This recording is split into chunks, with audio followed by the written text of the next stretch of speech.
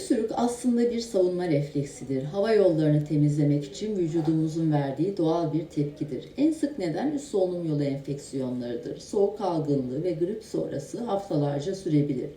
Astım, alerji ve reflü de kronik öksürüğün en sık sebeplerindendir. Sigara, hava kirliliği ve bazı tansiyon ilaçları yine öksürüğe neden olabilir.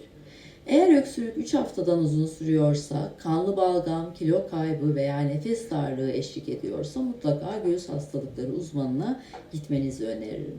Öksürüğü tedavi edebilmek için önce nedenini bulmak gerekir.